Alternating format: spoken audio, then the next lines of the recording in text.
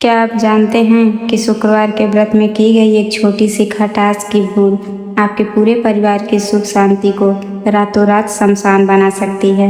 लेकिन वहीं अगर संतोषी माता की कृपा हो जाए तो कंगाली में जीने वाला भी राजा बन जाता है। आज के इस वीडियो में हम सुनेंगे माता की वो अमर कथा जिसने एक पल में भिखारी को राजा और राजा को रंक बना दिया। अंत तक बने रहिए क्योंकि आज आपको मिलेगा माँ की कृपा का सबसे बड़ा गुप्त रहस्य। जय श्री राधे भक्तों, हिंदू धर्म में शुक्रवार का दिन परम कल्याणी, सुख समृद्धि और संतोष प्रदान करने वाली माता संतोषी को समर्पित माना गया है। संतोष यानी जो प्राप्त है वही पर्याप्त है। जिस घर में संतोषी माता का वास होता है वहाँ दरिद्रता, गृह कलेश और मानसिक अशांति की छाया भी नहीं मंडराती।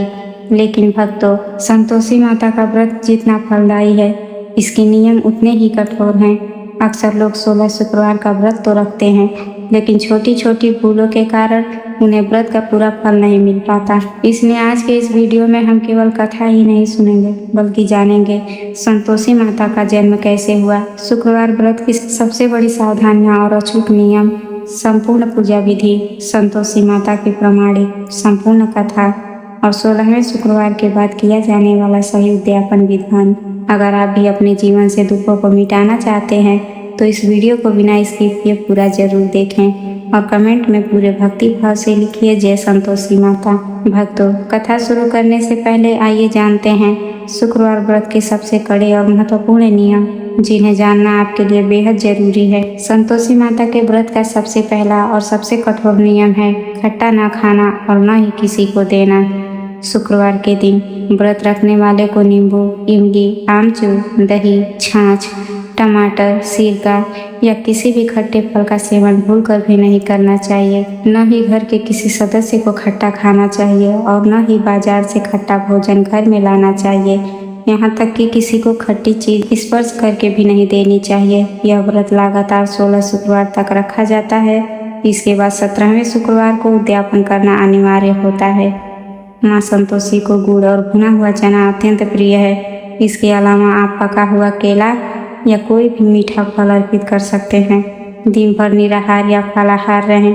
शाम को पूजा और कथा के बाद ही एक समय बिना खटाई का सात्विक भोजन ग्रहण करें। पूजा की तैयारी के लिए आपको चाहिए संतोषी माता का सुंदर चित्र या प्रतिमा, तांबे या पीतल का कलश और गंगा जल, लाल या पीला कपड़ा चौकी पर बिछाने के लिए, गुड़ और भुने हुए चने, रोली, अक्षत, हल्दी, कुमकुम, अबीर, गुलाल, लाल फूल और पुष्पमाला, देसी घी का दीपक, धूप बत्ती और कपूर और मौसम का फल विशेषकर केला। आइए अब जानते हैं शुक्रवार के दिन माँ संतोषी की पूजा किस प्रकार करनी चाहिए। शुक्रवार की सुबह ब्रह्म मुहूर्त में उठकर स्नान करें। स्वच्छ लाल या पीले वस्त्र धारण करें। अपने हाथ में जल, अक्षत और पुष्प लेकर मन ही मन माँ संतोषी का ध्यान करें और 16 शुक्रवार के व्रत का संकल्प लें। घर के पूजा स्थल या ईशान कोण को साफ करें। लकड़ी की चौकी पर लाल कपड़ा बिछाएं और माँ संतोषी का चित्र स्थापित करें। माँ के समक्ष तांबे के कलश में शुद्ध जल भरकर रखें। कलश के मुख पर आम के पत्ते रखें और उसके ऊपर एक कटोरी में गुड़ और चना रख दें। सबसे पहले भगवान श्री गणेश का स्मरण करें। इसके बाद माता संतोषी को रोली, अक्षत, हल्दी और सिंदूर का तिलक लगाएं। लाल फूल अर्पित करें। घी का दीपक और धूप बत्ती प्रज्वलित करें। अब माता को गुड़, चने और केले का भोग लगाएं। अब अपने हाथ में थोड़ा गुड़ और भुना चना तथा लाल फूल लेकर बैठ जाएं और परम श्रद्धा से संतोषी माता की कथा का वाचन करें या सुनें। कथा समाप्त होने पर हाथ का गुड़ चना माता के चरणों में चढ़ा दें। भक्तों, अब प्रवेश करते हैं माता संतोषी की उस अलौकिक और अमर कथा में जो आपके हृदय को भक्ति रस से सराबोर कर देगी। पौराणिक कथाओं के अनुसार एक बार रक्षाबंधन के पावन पर्व पर भगवान श्री गणेश को उनकी बहनों ने रक्षा सूत्र बांधा। यह देखकर विघ्नहर्ता श्री गणेश के दोनों पुत्र शुभ और लाभ अपने पिता के पास आए और हाथ जोड़कर बोले, हे पिताश्री, हमारी कोई बहन नहीं है जो हमें राखी बांध सके। कृपा करके हमें एक बहन प्रदान कीजिए। तभी वहाँ देवर्षि नारद जी प्रकट हुए। नारद जी ने भी भगवान गणेश से प्रार्थना की, हे गजानन, आप अपनी रिद्धि और सिद्धि शक्तियों से एक ऐसी कन्या को जन्म दीजिए जो समस्त संसार को संतोष और सुख प्रदान करे। भगवान श्री गणेश ने नारद जी और अपने पुत्रों की प्रार्थना स्वीकार की। उन्होंने अपनी दोनों पत्नियों रिद्धि और सिद्धि की सहमति से अपनी दिव्य ज्योति से एक परम सुंदर कन्या को प्रकट किया। वह कन्या इतनी मनमोहक थी कि उसे देखते ही सभी का मन परम संतोष से भर गया। इसी कारण भगवान गणेश और नारद जी ने उस कन्या का नाम संतोषी रखा। माता संतोषी अपने भक्तों के दुखों को हरने वाली और थोड़ा सा पूजन करने पर ही परम संतोष प्रदान करने वाली देवी के रूप में पूजनीय हुई। समय बीतता गया। भारतवर्ष के एक समृद्ध नगर में एक वृद्धा ब्राह्मणी रहती थी। उस वृद्धा के 7 पुत्र थे। 6 पुत्र दिन रात मेहनत करके कमाते थे, परंतु 7वां और सबसे छोटा पुत्र अत्यंत सरल, निष्कपट और थोड़ा आलसी स्वभाव का था। वह कोई काम काज नहीं करता था। वृद्धा माँ अपने कमाने वाले 6 बेटों से बहुत प्रेम करती थी। वह रोज उनके लिए तरह तरह के स्वादिष्ट व्यंजन बनाती और उन्हें प्रेम से खिलाती, लेकिन अपने सबसे छोटे बेटे के प्रति उसके हृदय में कोई दया नहीं थी। जब 6 भाई भोजन करके चले जाते तो उनकी थालियों में बचा हुआ झूठा भोजन एकत्र करके वृद्धा अपने सबसे छोटे बेटे को परोस देती थी। छोटा बेटा सीधा साधा था। वह सोचता कि माँ जो दे रही है वह उसका आशीर्वाद है। वह चुपचाप उसे जूठे भोजन को खा लेता और ईश्वर का धन्यवाद करता। समय आने पर छोटे बेटे का विवाह एक अत्यंत गुणवती, सुशील और पतिव्रता कन्या के साथ हुआ। छोटी बहू जब उस घर में आई तो उसने कुछ ही दिनों में सासू माँ की चालाकी पकड़ ली। उसने देखा कि जब 6 जेठ खाना खा लेते हैं तो उनकी थालियों की झूठी रोटियां और बचा कुचा भोजन समेटकर उसके पति की थाली में सजाया जाता है। यह देखकर छोटी बहू का कलेजा कांप उठा। एक दिन उसने अपने पति से अकेले में कहा, हे स्वामी, आप अपनी माँ की सेवा में लगे रहते हैं, परंतु क्या आपको ज्ञात है कि सासू माँ जी आपके साथ कितना बड़ा छल करती हैं। जब आपके 6 भाई भोजन कर लेते हैं तो उनका बचा हुआ जूठा भोजन आपको परोसा जाता है। पति ने अविश्वास से कहा, प्रिय, तुम यह क्या कह रही हो? मेरी माँ तो मुझसे बहुत प्रेम करती है। पत्नी ने आंखों में आंसू भरकर कहा, हे नाथ, यदि आपको मेरी बात पर विश्वास न हो तो आज भोजन के समय स्वयं छिप कर देख लीजिए। उस दिन भोजन के समय छोटा बेटा रसोई घर में जाने के बजाय एक कोने में छिप गया। उसने अपनी आंखों से देखा कि माँ ने 6 भाइयों को गरम गरम भोजन कराया और उनके जाने के बाद उनकी थालियों का जूठन समेटकर उसकी थाली में परोस दिया। यह देखते ही छोटे बेटे की आंखों के सामने अंधेरा छा गया। जिस माँ को वह देवी समझता था, उसका यह रूप देखकर उसका दिल टूट गया। उसने उसी क्षण निर्णय लिया कि वह अब इस घर में एक पल भी नहीं रहेगा और परदेश जाकर अपनी किस्मत खुद बनाएगा। छोटा बेटा अपनी पत्नी के पास गया और बोला, प्रिय, तुम्हारी बात सत्य निकली। मेरी माँ मेरे साथ छल करती थी। अब मैं धन कमाने परदेश जा रहा हूँ। पत्नी रोने लगी और बोली, हे स्वामी, आप मुझे इस घर में अकेले छोड़कर कहाँ जाएंगे? यहाँ आपके बिना मेरा कौन है? पति ने कहा, प्रिय, दुख मत करो, मेरे पास तुम्हें देने के लिए कोई धन दौलत नहीं है। यह कहकर उसने अपने हाथ की सोने की अंगूठी निकाल कर पत्नी को दी और पत्नी के हाथ से एक चूड़ी निशानी के रूप में मांग ली। पति अपनी पत्नी को रोता बिलखता छोड़कर परदेश की अनजानी राहों पर निकल पड़ा। चलते चलते छोटा बेटा एक बहुत बड़े और समृद्ध नगर में पहुंचा। वहाँ एक बहुत धनी सेठ की कपड़े और रत्नों की विशाल दुकान थी।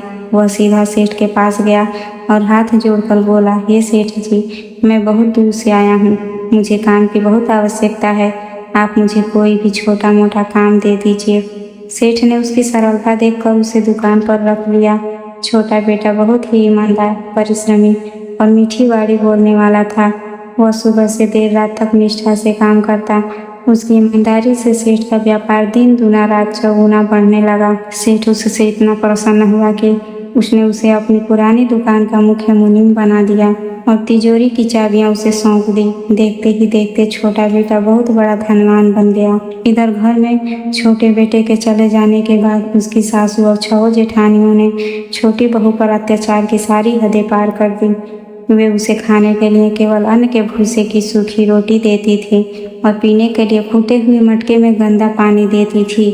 उससे घर का सारा भारी काम कराया जाता था और कड़कड़ाती धूप में घने जंगल में भेजकर लकड़ियां कटवाई जाती थी।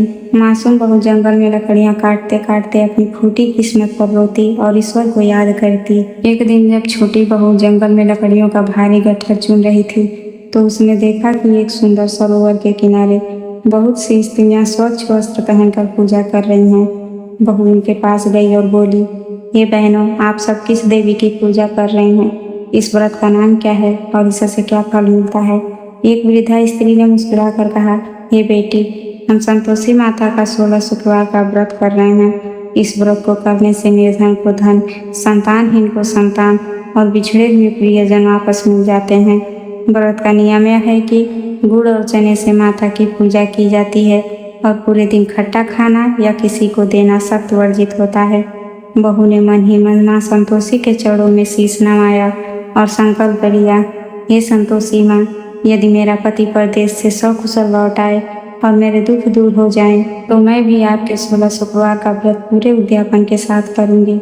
उसने जंगल से लौटते समय अपनी मजदूरी के पैसों से गुड़ और भुना चना खरीदा और अपना पहला शुक्रवार का व्रत अत्यंत श्रद्धा से रखा। संतोषी माता तो अपने भक्तों की पुकार तुरंत सुनती हैं। उसी रात माता संतोषी ने परदेश में सेठ के यहाँ सो रहे छोटे बेटे को स्वप्न दिया। माता ने कहा, हे पुरुष, तू यहाँ चैन से सो रहा है और तेरी पत्नी घर में भूसी की रोटी खाकर जंगल से लकड़ियाँ ढो रही है, तो तुरंत अपने घर वापस जा। सुबह उठकर छोटे बेटे ने सेठ से विदा मांगी। सेठ ने उसे अपार धन, मोहरे, रेशमी वस्त्र और आभूषण देकर विदा किया। जब छोटा बेटा अपने गांव के निकट पहुंचा तो उसने देखा कि उसकी पत्नी सिर पर लकड़ियों का भारी गट्ठर लिए चली आ रही है। उसने तुरंत अपनी पत्नी का गट्ठर नीचे उतारा।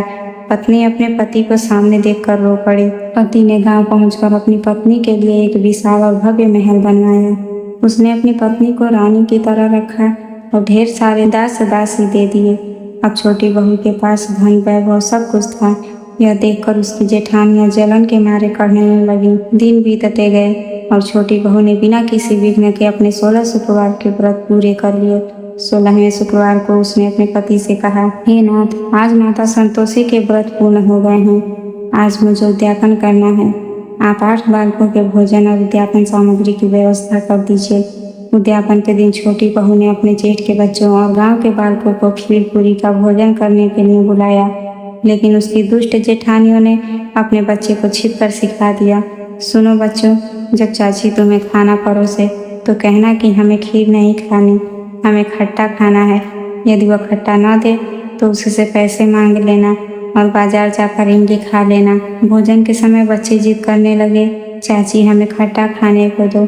छोटी बहू ने हाथ जोड़कर कहा, बच्चों, आज माँ संतोषी का उद्यापन है, आज खट्टा खाना मना है।